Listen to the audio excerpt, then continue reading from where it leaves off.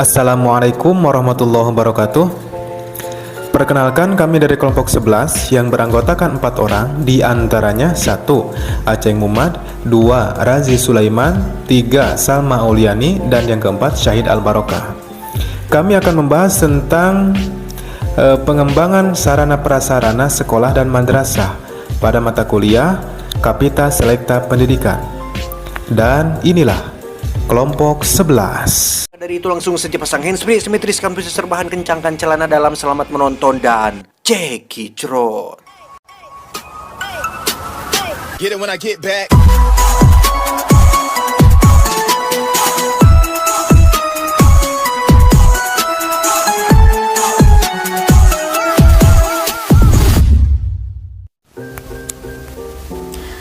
Baik, di sini saya akan menyampaikan materi mengenai konsep pengembangan sarana dan prasarana madrasah dan sekolah perspektif Merdeka Belajar. Menurut Mulyasa, sarana pendidikan adalah peralatan dan perlengkapan yang secara langsung dipergunakan dan menunjang proses pendidikan, khususnya proses belajar mengajar seperti gedung, ruangan kelas, meja, kursi, serta alat-alat dan media pembelajaran. Dengan demikian, sarana pendidikan akan berperan baik ketika penggunaan sarana tersebut dilakukan oleh tenaga pendidik yang bersangkutan secara optimal. Barnawi berpendapat bahwa prasarana pendidikan adalah semua perangkat kelengkapan dasar yang secara tidak langsung menunjang pelaksanaan proses pendidikan di sekolah. Oleh karena itu, sarana dan prasarana pendidikan adalah satu kesatuan pendukung terlaksananya proses belajar dan mengajar dengan baik dan optimal. Sarana dan prasarana merupakan faktor pendukung yang sangat penting dalam dunia pendidikan. Selain tenaga pendidik, pendidik tidak akan pernah bisa berjalan dengan baik tanpa adanya sarana dan prasarana yang memadai. Sarana dan prasarana tidak akan dapat terpenuhi tanpa adanya manajemen yang dijalankan dalam lembaga pendidikan yang terkait, dan dengan adanya manajemen sarana dan prasarana pendidikan akan berdaya untuk proses pembelajaran. Siswa memerlukan sarana dan prasarana yang disesuaikan dengan kebutuhan khusus dan tahap perkembangan mereka, sehingga lembaga pendidikan formal dan informal dapat mendukung proses pengarahan diri siswa dengan sebaik-baiknya. Undang-Undang Sistem Pendidikan Nasional Nomor 20 Tahun 2003 yang mengatur tentang sarana dan prasarana pendidikan, Standar Nasional Pendidikan atau SNP, Undang-Undang Nomor 19 Tahun 2005 sebagaimana telah direvisi dalam Peraturan Pemerintah Republik Indonesia Nomor 32 Tahun 2013 menyebutkan bahwa sarana dan prasarana harus dibenahi dalam upaya memajukan pendidikan di Indonesia. Hal ini menunjukkan bahwa mutu sekolah dapat dinilai dari ketersediaan dan kepraktisan sarana dan prasarana yang dapat dimanfaatkan untuk kepentingan pendidikan. Mungkin hanya itu yang dapat saya sampaikan, kurang lebihnya terima kasih.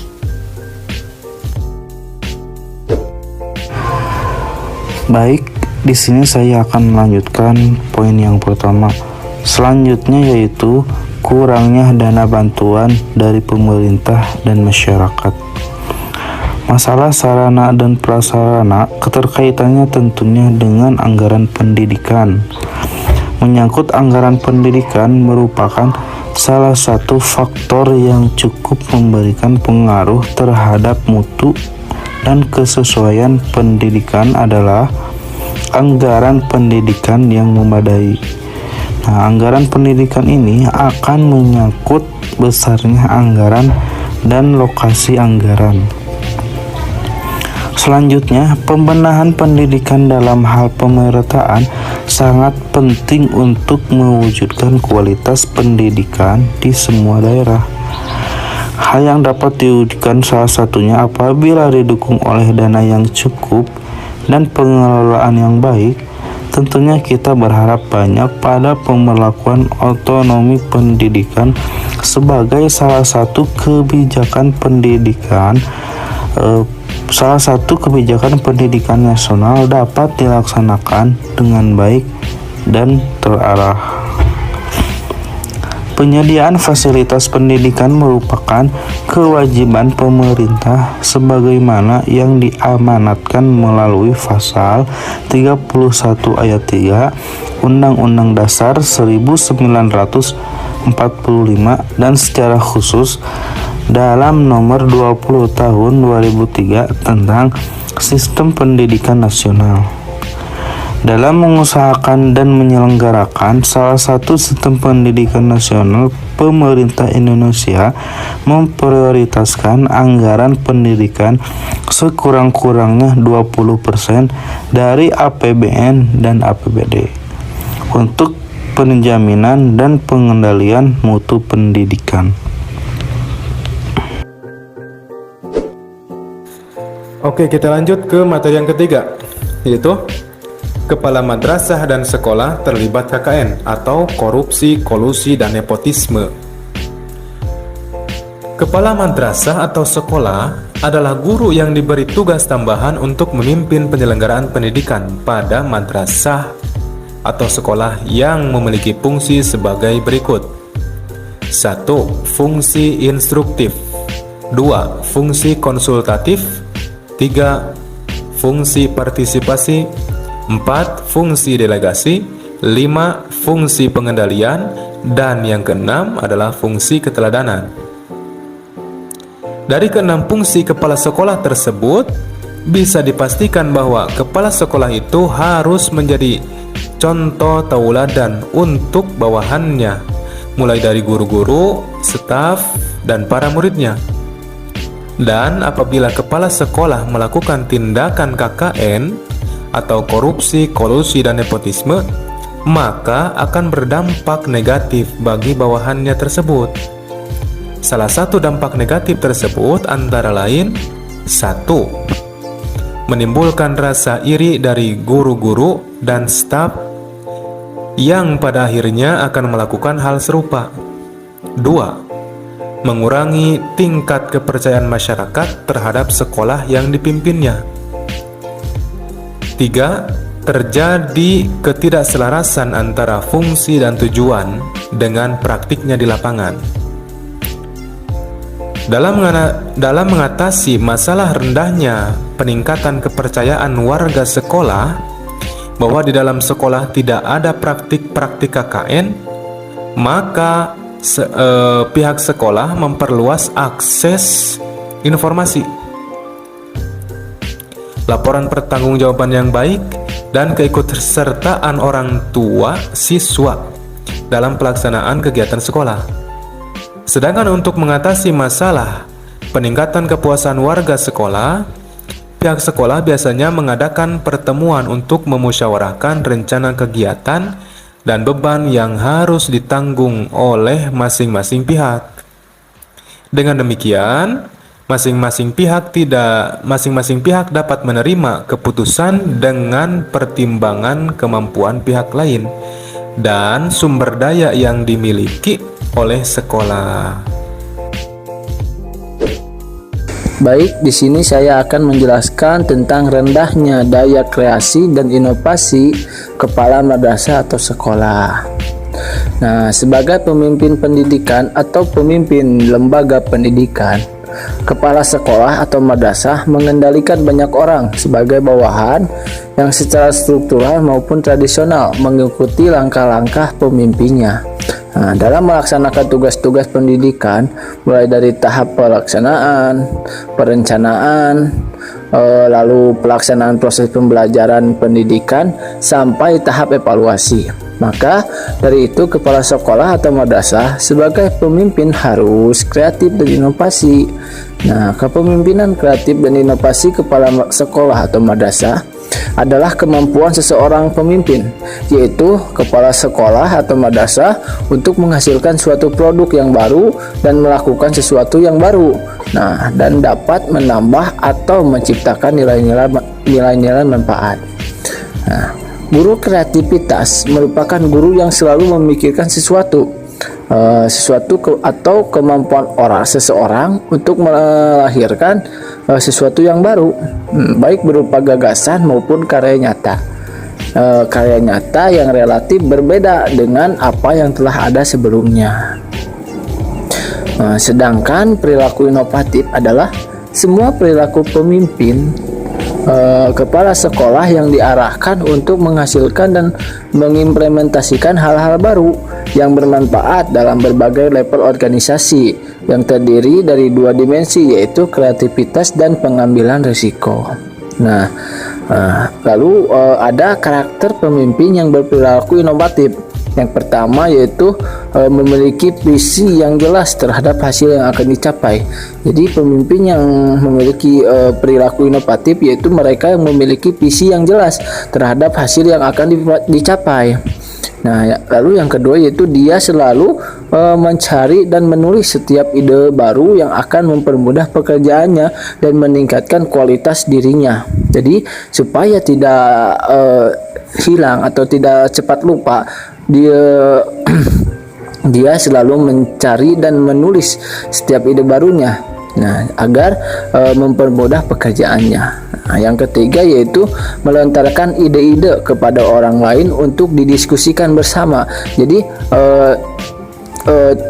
tidak hanya dipikirkan oleh diri sendiri, tetapi jika mendapatkan ide lalu didiskusikan bersama untuk mencapai sesuatu hasil yang bagus gitu. Jadi kalau terdapat ide harus didiskusikan dulu bersama, jangan bertindak sendiri gitu.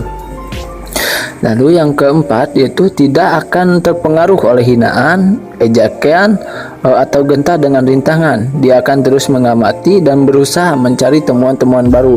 Jadi jika gagal, yang pemimpin yang memiliki perilaku inovatif itu tidak akan gentar terhadap rintangan, lalu akan kuat akan hinaan dan juga ejekan. Jadi mentalnya itu akan kuat. Dia akan terus-menerus mengamati dan berusaha mencari temuan-temuan baru.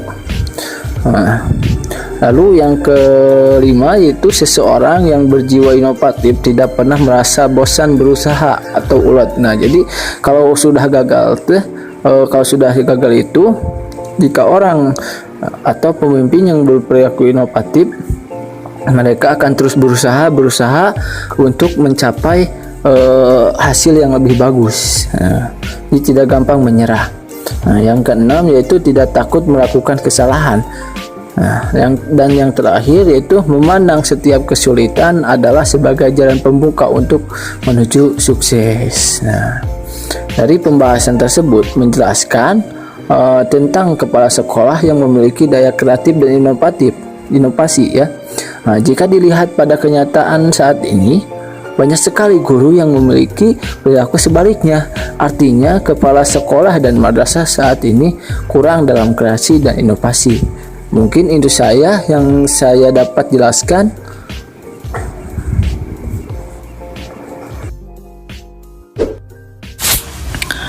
Selanjutnya yaitu lokasi sekolah yang sempit atau terisolir. Masalah umum di Indonesia saat ini adalah banyaknya sekolah yang jauh dari jangkauan dengan sarana dan prasarana yang kurang memadai, dan masih banyak yang memprihatinkan. Terutama di sekolah-sekolah terpencil, banyak fasilitas yang masih minim dalam segi jumlah dan kualitasnya. Fasilitas yang tidak memadai seperti ruang kelas yang bocor, kursi, meja, rak-rak, dan sejenisnya yang rusak dan sudah tidak layak untuk dipakai. Dalam hal ini, fasilitas kegiatan belajar tersebut dapat mengganggu proses belajar siswa dan jauh dari tidak layaknya pembelajaran.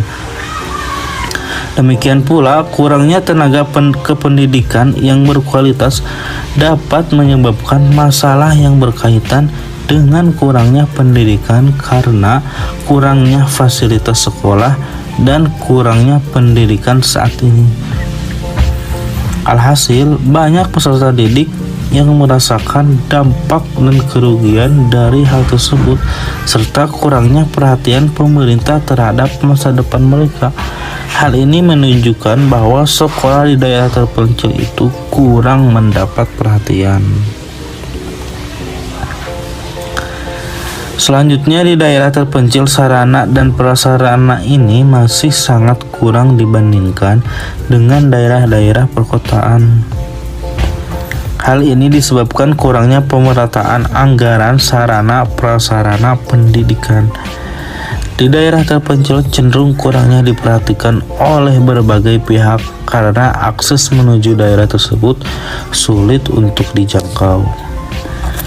Kurangnya sarana dan prasarana di setiap sekolah terpencil menjadi masalah yang sangat penting. Kurangnya sarana dan prasarana ini membuat pembelajaran di sekolah berjalan kurang optimal dan tidak mencapai tujuan yang diinginkan. Untuk itu, perlu adanya tindak lanjut dari pemerintah, sekolah, lembaga pendidikan, maupun orang tua peserta didik. Nah, mungkin itu terkait lokasi sekolah yang sempit atau terisolir. Baik, selanjutnya saya akan menyampaikan materi mengenai solusi dari keempat masalah sarana dan prasarana tersebut. Salah satu upaya yang dilakukan untuk mengatasi problematika sarana dan prasarana yaitu pertama, dalam menangani kasus tersebut pemerintah harus meningkatkan anggaran dana pendidikan untuk dapat menanggung biaya di sekolah-sekolah terpencil yang kurang memadai dan harus memperluas atau memeratakan dana pendidikan tersebut. Yang kedua, pemerintah harus memperhatikan sarana dan prasarana yang ada di daerah masing-masing, apakah ada kekurangan atau kerusakan. Yang ketiga, solusi dari kepala sekolah atau guru yang terlibat KKN yaitu sekolah harus dikelola secara transparan dan akuntabel. Maksudnya, pendanaan, sumber distribusi, dan pertanggungjawaban dilakukan secara terbuka. Salah satu kelemahan yang terjadi cenderung kepala sekolah masih berpola kekuasaan. Selain itu, solusi lainnya perlu adanya revitalisasi komite sekolah. Yang keempat yaitu meningkatkan daya kreasi dan inovasi kepala sekolah atau madrasah dengan berani menumbuhkan rasa ingin tahu, membuka jaringan luas, dan berpikir positif. Yang kelima, lembaga pendidikan di daerah juga harus mendata sekolah-sekolah yang ada di sekitar untuk mengetahui sarana dan prasarana yang kurang dan perlu ditambah atau diperbaiki lagi. Dan yang terakhir yaitu sekolah juga harus pandai-pandai dalam mengelola dana pendidikan atau memperbaiki manajemen keuangan kembali. Kamu nanya? Lah.